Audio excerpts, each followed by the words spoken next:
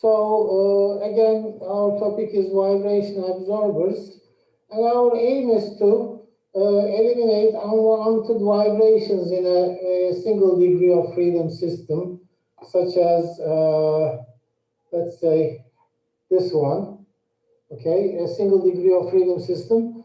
To that, we attach an absorber, as you see over here. We have let's say, a single degree of freedom system with on springs, and to that we attach a small mass and a spring. The mass is acted by a harmonic force, and the idea is that the harmonic force of the absorber should cancel the harmonic force of the external force somehow. Okay, and if you tune it properly, it does its job. So it is commonly used in certain machinery that operates at constant speed, because the vibration absorbers are usually tuned to a single frequency, and they are effective over very narrow band of frequencies.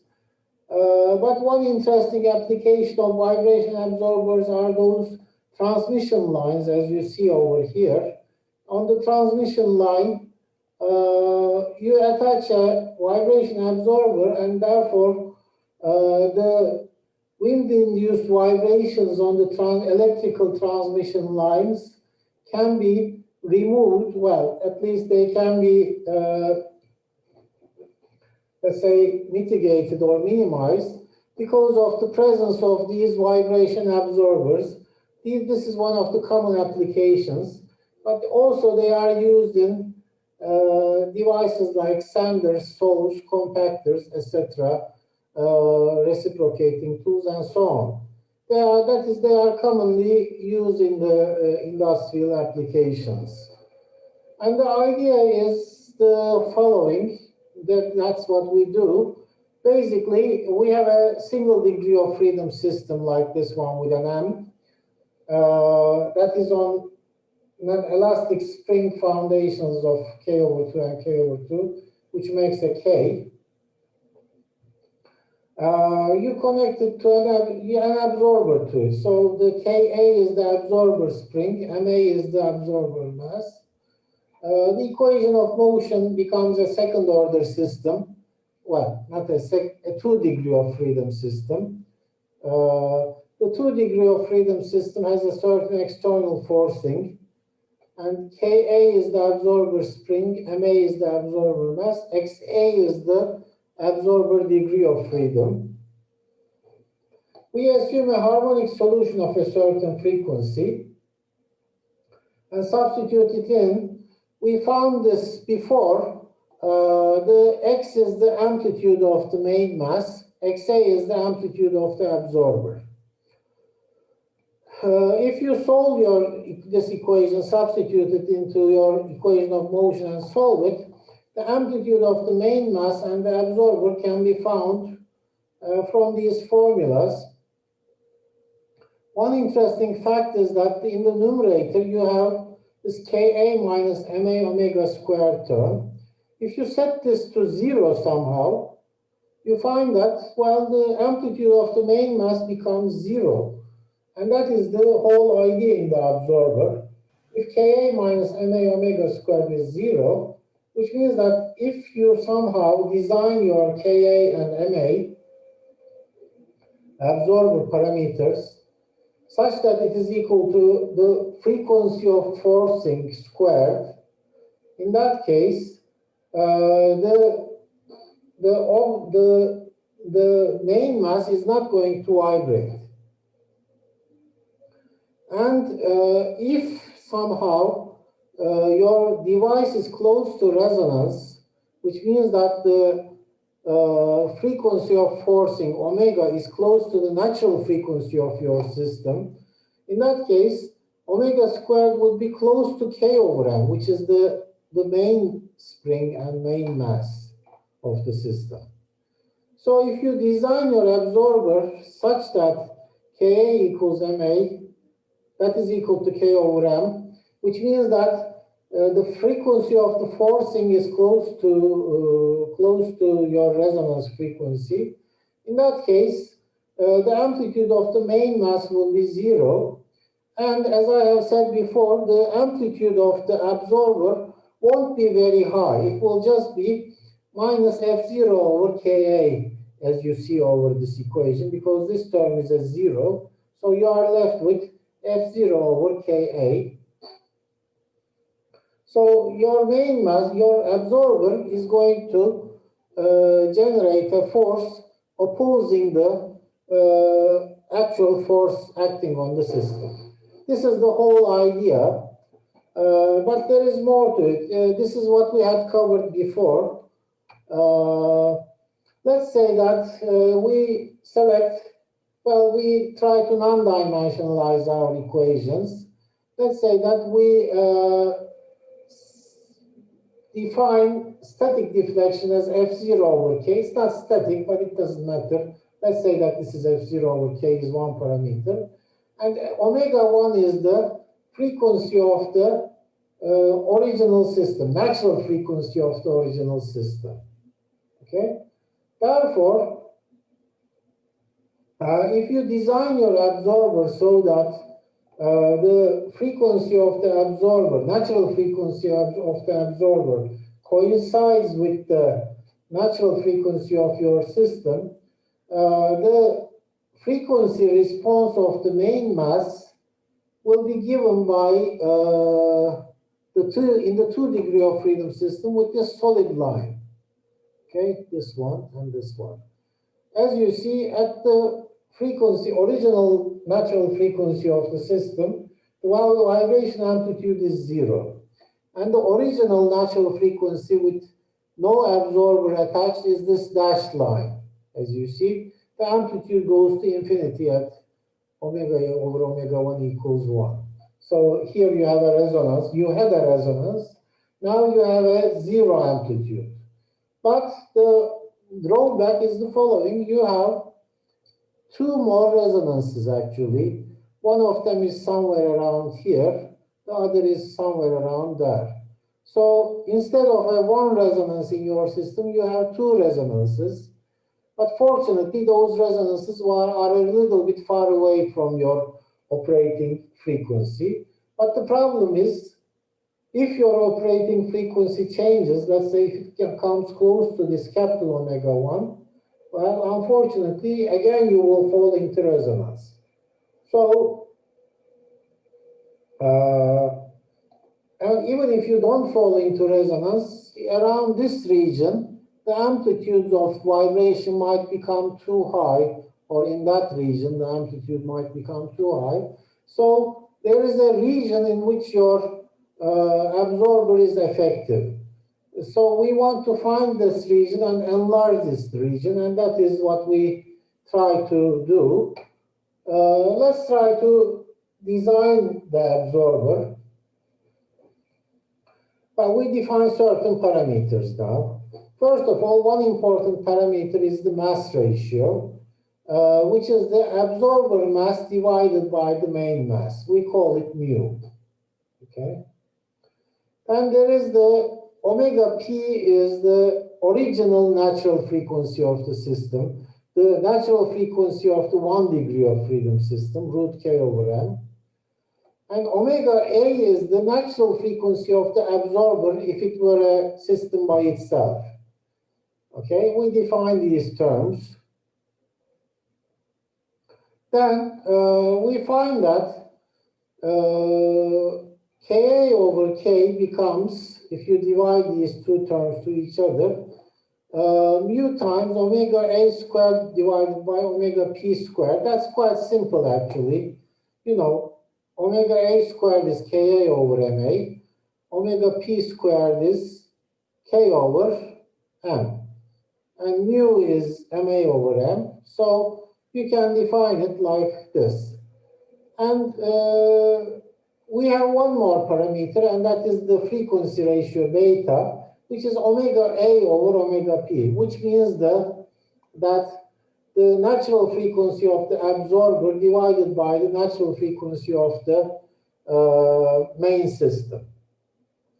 Well, usually, as we will see, we will select this beta to be 1.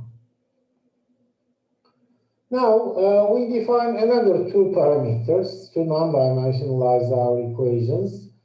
Ra is the frequency ratio according to the absorber, omega over omega A, and Rp is the omega over omega P, the frequency ratio with respect to the main system. So R's are non-dimensionalized frequencies.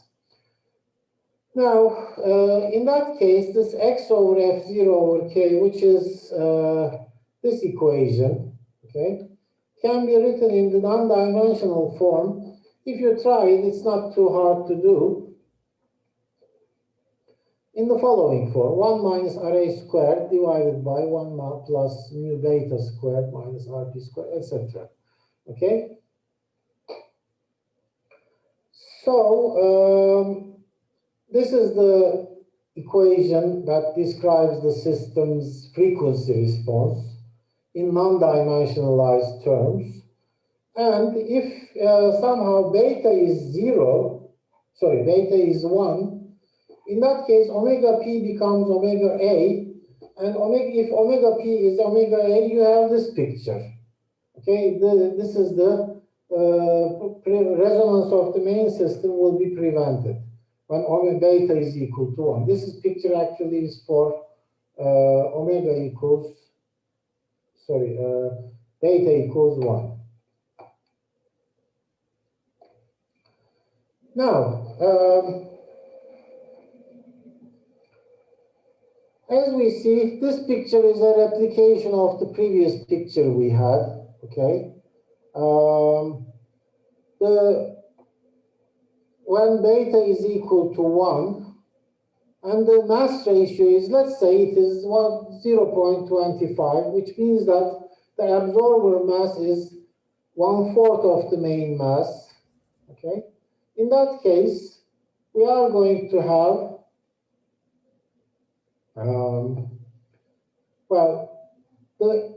when frequency is omega over omega A is equal to 1 here, there will be no vibration in the main system, but there will be two other resonances, as you see over here. We define the region in which the absorber is effective as the following region: the region in which the amplitude ratio xk over f0 or x over f0 over k is less than 1. That is the region in which the absorber, system with the absorber does not have more amplitude than the original system at its steady state, let's say, at 0 frequency. This is just a kind of an arbitrary definition, and we say that the absorber is effective in the shaded region. These are, as you see, the frequencies of the absorber, the natural frequencies of the mass plus the absorber. That is the resonance frequencies of the coupled system. And for this mass and the absorber system, as you increase the mass ratio of the system, this bandwidth, the bandwidth is this frequency range at which the absorber is effective, becomes larger, or conversely, as the mass ratio decreases, the bandwidth becomes smaller. As a matter of fact, look at this. This curve shows you the natural frequencies of the combined system versus the mass ratio. For example, for the curve with for mass mu equals 0.25, for 0.25, this cuts these lines at omega 1 and omega 2. This is true for beta equals 1.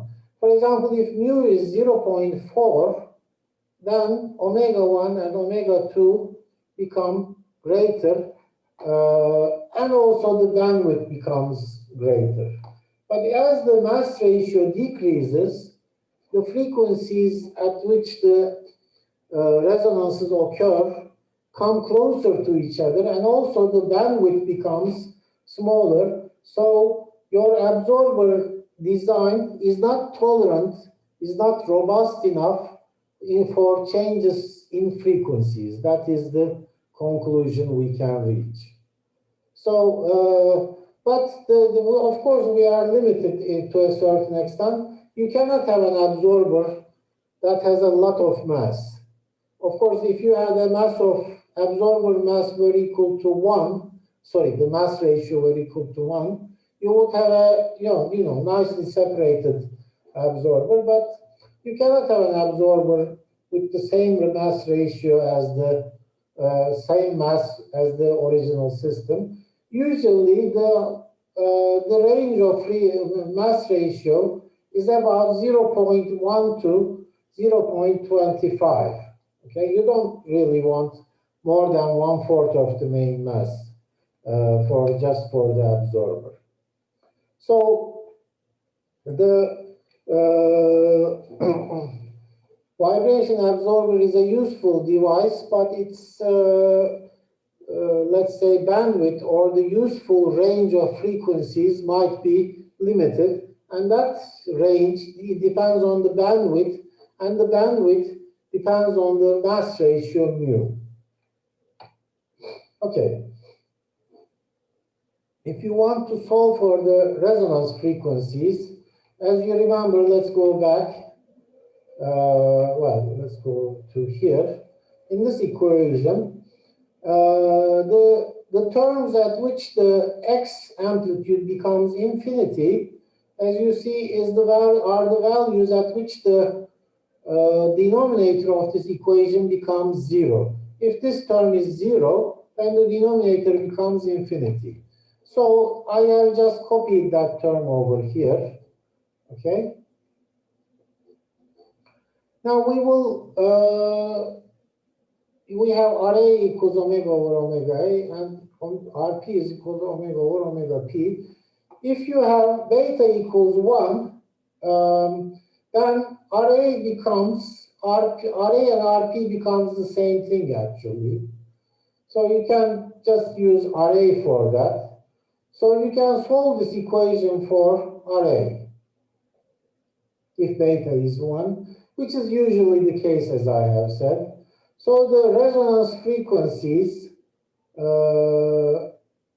for the combined system is obtained by the following equation: 1 plus mu over 2 plus minus in square root 1 plus mu over 2 squared minus 1 gives the roots of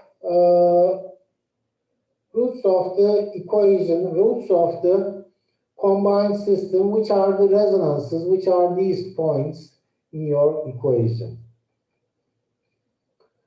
You can find the roots just from these equations, but there is another thing, that is the effectiveness of the absorber. And we have defined the absorber is effective in the bandwidth, in the region, in the shaded region, as I have said. And that region is smaller than the region at which you have the resonances. For example, for a mu equals 0.25, omega 1 is equal to 0.78, omega 2 is 1.28. Okay, well, Ra, this is R1, this is R2, but the effective region is 0.9 and 1.11, as you see. These pictures look very symmetric, but they are slightly unsymmetric, by the way. But how do you find the region in which the absorber is effective? That is the bandwidth. Bandwidth is found by setting the x over f0 over k less than 1, or setting it equal to 1, gives you the values of the frequencies at which the absorber is effective. For example, in order to do that, we have, as you remember, this is xk over f0 in absolute value. So there are two possible solutions to that. One is x over f0 over k equals 1. The other is x over f0 equals k equals minus 1. For this one, we just solve the following equation for beta equals 1, let's say, and array equals rp in that case. We just solve it in terms of array, and we get array 1, which is the square root of 1 plus mu. There is a minus sign. Minus sign is not a physical solution, so if we ignore it. But then x over f0 over k gives you a quadratic, well, a fourth order equation, but that is quadratic in terms of array. So you solve for array 2 from there and obtain the second possible value. And the bandwidth, actually, let me write it down. This bandwidth would be equal to RA2 minus RA1, or let's say the absolute value. This is the bandwidth of the absorber. Okay, so much for the theory. From now on, I will solve some problems.